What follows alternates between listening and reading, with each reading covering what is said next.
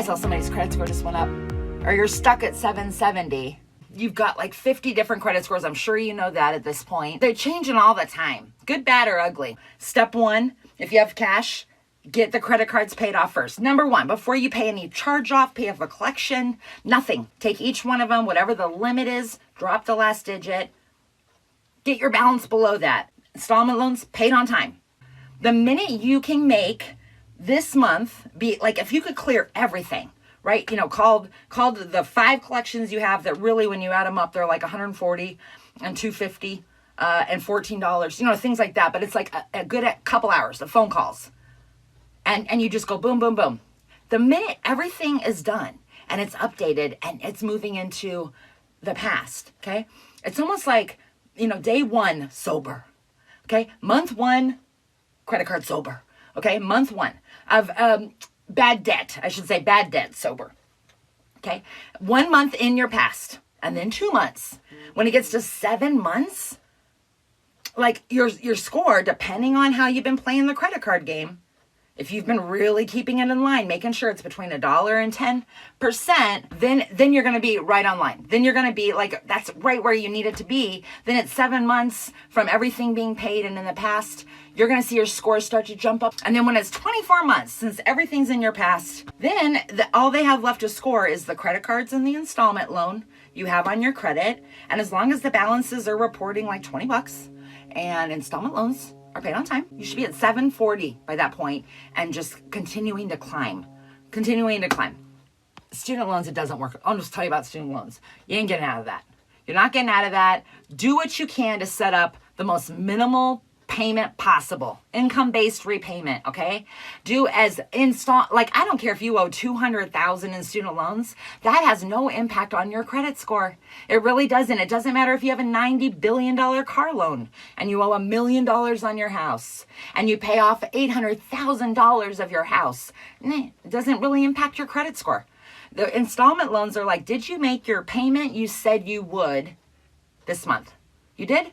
Good. You get to maintain the score. And then if you don't pay it, and the score drops. But if you want the score to move up, they're looking at the choices you're making with revolving accounts. Like, you can use it all month long, but you have to be aware of when they report. So a few days before that, you just pay it down to 20. But if it's a card you don't want to use, then you're going to charge 20, okay? You want them to report the 20. You want them to say, yes, she did so good and she borrowed $20. That's it. You can figure out when they report. Here's 3 different ways. You can call the credit card company and say, when do you report my balance to the credit bureaus? Okay, so that about 3 days ahead of that is when you need to go in and really just make sure in the app or in their website that the balance shows in their system as 20. You can also look on your free weekly credit report that you get right now at Annual Credit Report. The third way is just to go over to Credit Karma. If you look on the full credit report on Credit Karma and you look at they'll list all your credit cards. It's so small. Under the fine print, like underneath the name of each credit card, it'll say last updated April 11th. And then you go, okay, Chase reports on the 11th of the month. And so you'll want to monitor that for a couple months. So you'll have a really good idea. It's right about the same. Some months it'll be like the 10th. Some months it'll be the 12th because it fell on a weekend or it was a holiday or something. So you're getting kind of the rhythm of when they're about to report. I hope, more than anything else that you just start believing a little differently, that you don't have to necessarily believe that money story you always have, and that you're not going to maybe ever be out of debt, or maybe you won't be a homeowner. But why not you? Let's just say that tonight. Why not you? Why not me? Why not you? Why not now? Why can't we do that?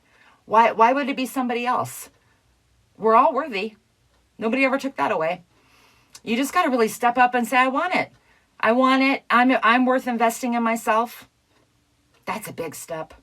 And then you just learn to play the game. You don't get bitter about it anymore. You just learn to play it. It's just a fantasy football game, you guys. It's fantasy credit score. And you know what? It's not a bad use of your time, because guess what? We take care of our inner child like no other, but it's time to take care of our future selves, because they deserve a lot. They deserve a Gucci bag. I'm just kidding. Not a Gucci bag. They do deserve a nice retirement. They do deserve a cruise or something. I don't know. Think about the good stuff, but create abundance in your life. Don't forget what $20 can do. Don't be like that when I say, you know, I don't know what I can buy for $20. Well, then you need to get real. Anyway, have a good weekend. I'll see you later. Bye.